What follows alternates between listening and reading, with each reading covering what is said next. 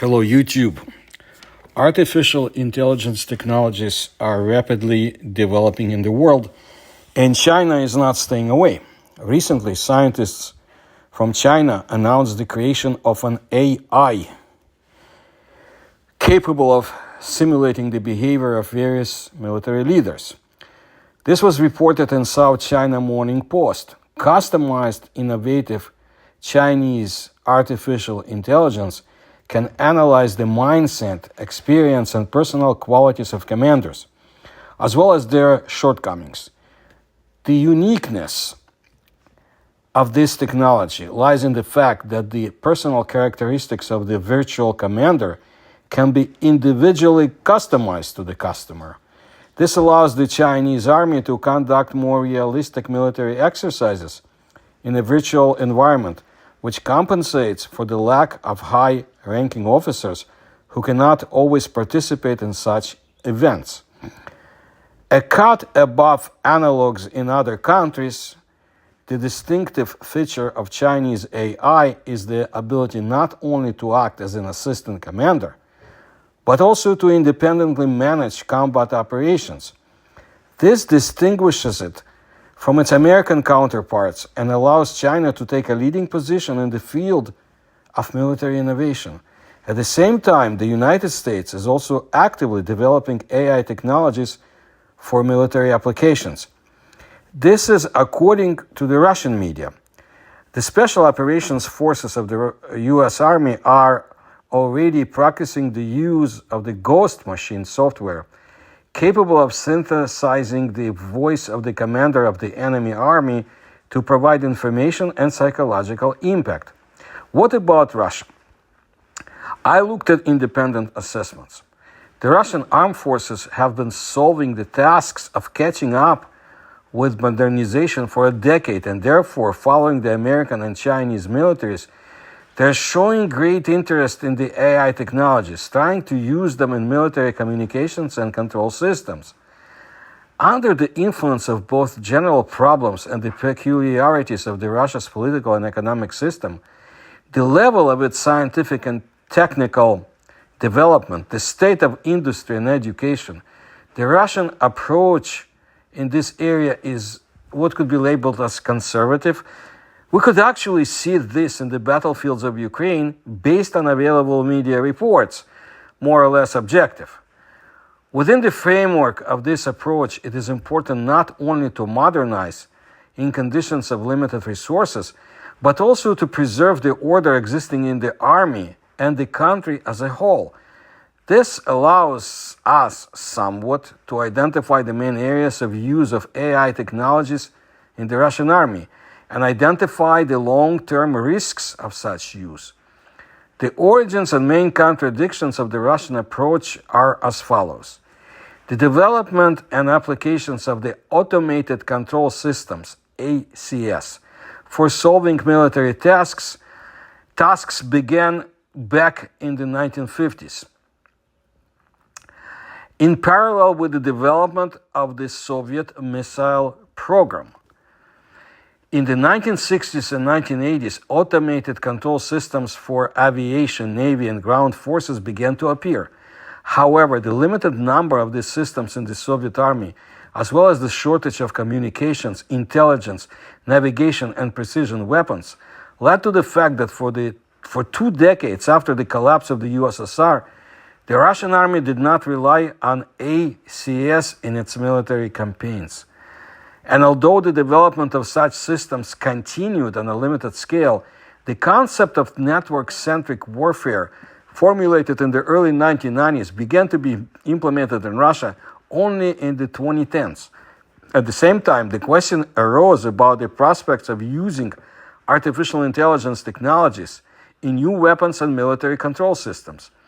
By the end of the decade, this question was politicized, and for the military, the search for an answer to it turned into one of the main imperatives. By the early 2020s, Russia had created a full range of military control systems, from individual and tactical for different types and branches of the armed forces to the ACS of the military district and the National Defense Center. The improvement of space, air, and ground-based means of electronic and optical reconnaissance, albeit within the framework of catch-up development and with great technological and economic difficulties, raises the question of analyzing the data obtained from them. Also, target recognition and classification systems are being created for aviation, fleet, and ground forces, equipment with the option of their automatic destruction, especially for naval air and missile defenses and unmanned aircraft. It would seem that the basis for expanding the use of AI technologies has been created, at least to solve specific tasks, since the automation of entire military management processes is being worked out exclusively at the theoretical level.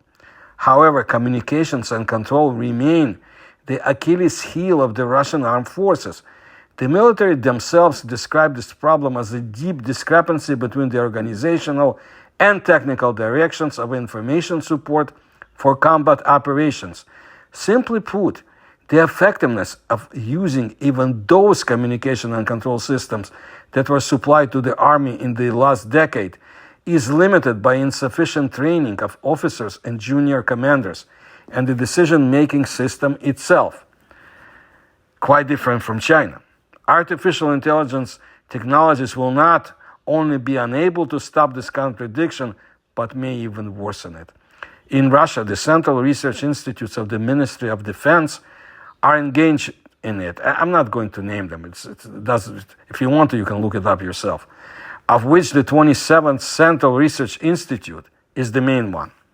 Lack of experts and developers apparently are partially compensated by the system of Army scientific military companies, and I'm referring to the military units created in 2013. The specially selected university graduates are drafted into those companies, whose specialty corresponds to the profile of a particular scientific company. On the other hand, the Russian defense industry is engaged in AI technologies. In addition to the shortage of personnel that these companies, again, I'm not going to name them, you can look them up, also face, they are constrained by the institutional development. The high level of bureaucratic regulation in all aspects of their activities makes it impossible to be creative, which involves risk. And the shortage of electronic components of their own design and production, coupled with special technical standards, isolation from international industrial cooperation effects, further limits the possibilities. In other words, imported electronics obtained from various sources are difficult to integrate within Russian components, and the supply chains themselves often have to be changed due to sanctions. Here it is important to consider not only the obstacles in the creation of automated control systems themselves, but also those systems, sensors, that are designed to collect primary data in real time for the operation. What are the main vectors of the use of AI technologies by the Russian army in the foreseeable future? One of them is the improvement of on-board automated control systems, which makes it possible to increase the effectiveness of the use of aviation and artillery in conditions of a continuing shortage of high-precision ammunition.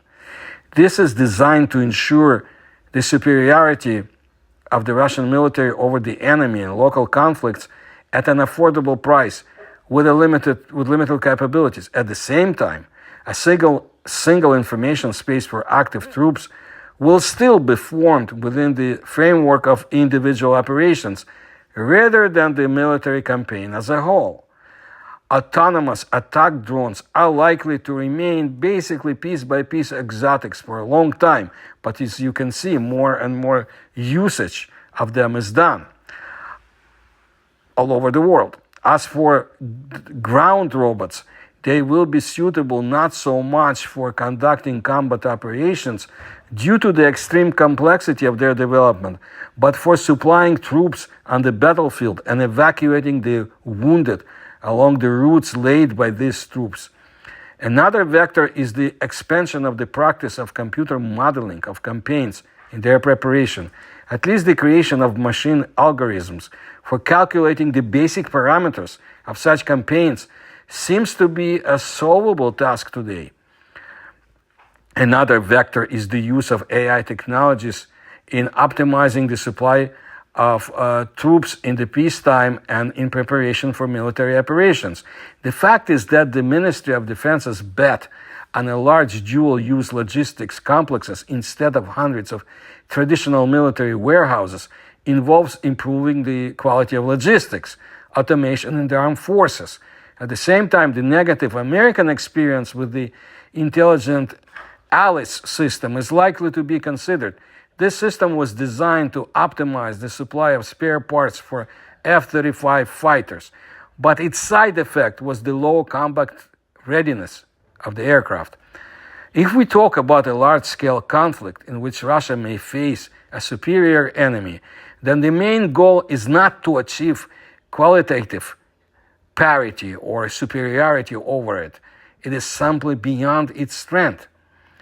The goal is to maintain the controllability and operational capability of the Russian troops until the information network of such an enemy is disorganized by electronic warfare. It may be that the superior enemy will be of extraterrestrial origin. I am not sure any of the countries I have described are prepared. They do not know, I suppose, what they will face, or if they know, we do not. But that's my assumption. Even the AI commanders may be of no good use. This is what I wanted to let you know today, and I'll bring you more stories about the space warfare, space forces, as I have before, space exploration, and the use of AI in everything. So if you like my channel, please subscribe. Please like my videos. Please tell others. If you can support my work, you'll find links on how to do it in the description to this video. Thank you for your attention to my work.